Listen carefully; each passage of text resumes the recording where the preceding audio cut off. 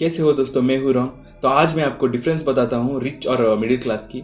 तो अगर आपको रिच बनना है या फाइनेंशियल फ्रीडम अचीव करना है तो ये कॉन्सेप्ट आपको जानना बहुत ज़रूरी है, क्योंकि कई सारे लोगों को ये कॉन्सेप्ट पता ही नहीं रहता है और वो काम करते ही रहते हैं और फिर जाके जो उनको उनका एंड रिजल्ट्स मिलता है तो उससे वो सेटिस्फाइड नहीं रहते हैं। तो बिगेस्ट डिफरेंस रिच और मिडिल क्लास की वो है correlation between time and money. तो मिडिल क्लास के लोग हमेशा ऐसा काम या ऐसा बिजनेस करते हैं जिसमें टाइम इक्वल्स टू मनी रहता है।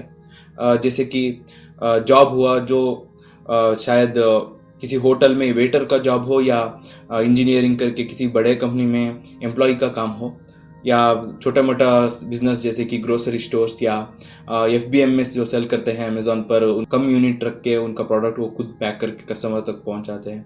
तो बेसिकली इस तरह काम जिसमें आपको टाइम लगाना ही चाहिए और उससे इनकम पाने के लिए आपको टाइम को किसी भी और चीज़ से आप रिप्लेस नहीं कर सकते हैं। तो इस तरह काम करके आप फाइनेंशियल फ्रीडम अचीव नहीं कर सकते हैं। फॉर एग्जांपल, अगर समझ लीजिए एक पर्सन है जिसको अभी 22 ईयर्स है और वो कुछ कंपनी में एक एम्प्लॉय का काम कर रहा है और वो समझता है, मतलब उसके हेड या सुपरवाइजर या मैनेजर को देखकर, कि अगर मैं 8 साल एफर्ट लगा के काम करता हूँ तो उसका गोल है 2 लाख पर मंथ कमाने की। तो वो समझता है अगर मैं उतना कमाता हूँ तो मेरा गोल रीच हो जाता है फाइनेंशियल फ्रीडम का। तो वो 8 साल काम करता है और उसको अचीव भी करता है। पर उसमें एक प्रॉब्लम एग्जिस्ट होता है, वो है कि वो उसमें जो जो भी वो पैसा कमाता है उसको यूज़ नहीं कर सकते हैं, मतलब उसको टाइम नहीं मिलेगा। शायद कुछ वीकेंड में टाइम मिलता है, पर उसको एक्टिवली मतलब काम करना ही चाहिए अगर वो इनकम पाने के लिए।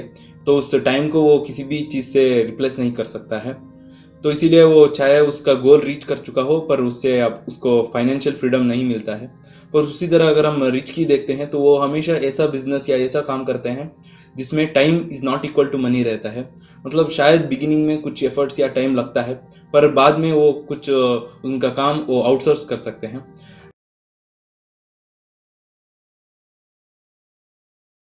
और दोस्तों, जब मैं रिच कहता हूँ तो ये मत समझ लीजिए कि ये और रिच है क्योंकि उनके पास उनके बैंक अकाउंट में ज़्यादा नंबर्स है इसलिए वो रिच नहीं है। वो रिच है क्योंकि उनके पास उनके वे ऑफ थिंकिंग और उनका माइंडसेट और उनके जो नॉलेज है उसके लिए वो रिच है। तो उससे उनका पैसों से कोई लेना देना नहीं है।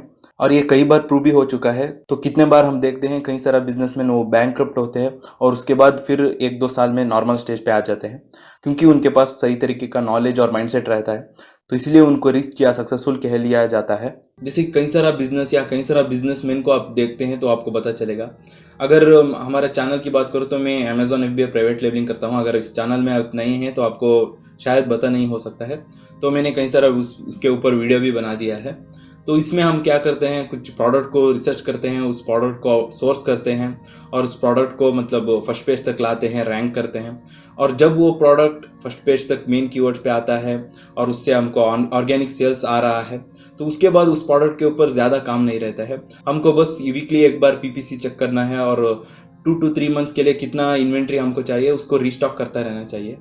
तो मैंने सिंपल तरीके से बताया। ऑब्वियसली स्टार्टिंग में बहुत सारा मतलब टाइम और एफर्ट इन्वेस्ट करना पड़ता है, हमको सीखना है, रिसर्च करना है, तो कई सारा एस्पेक्ट्स है।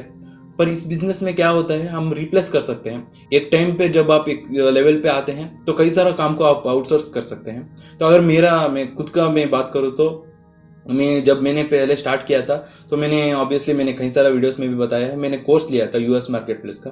तो मुझे बहुत सारा कन्फ्यूजन था। मुझे पता था कई सारा लोग अमेजोन FBA कर रहे हैं इंडिया में और अच्छा इनकम भी कर रहे हैं।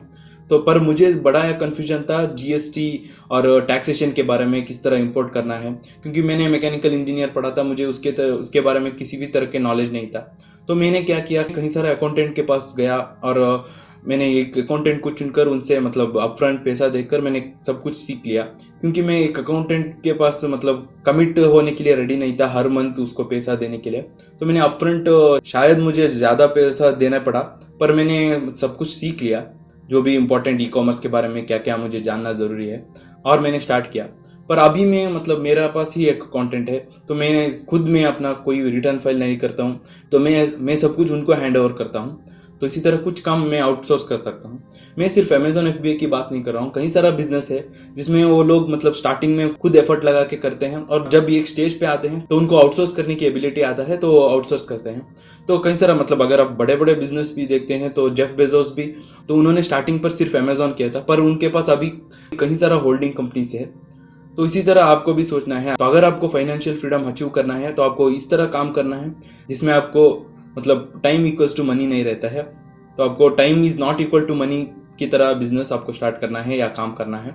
उम्मीद करता हूँ आप समझ चुके होंगे। कई बार हमको मतलब एंटाइज हो सकता है कुछ जॉब में, क्योंकि जॉब में आपको कोई भी रिस्क नहीं रहता है, आपको हर मंथ के लिए कुछ इनकम गारंटी से आता है। पर बिजनेस में कुछ मंथ के लिए स्टार्टिंग में आपको कोई भी इनकम नहीं हो सकता है, हम इसीलिए हम डर जाते हैं बिजनेस करने में। पर जब आप उसी बिजनेस में आप प्रॉफिट करने लगेंगे तो आप कितने ऊपर तक आप जा सकते हैं, आपको कोई भी लिमिट नहीं रहता है।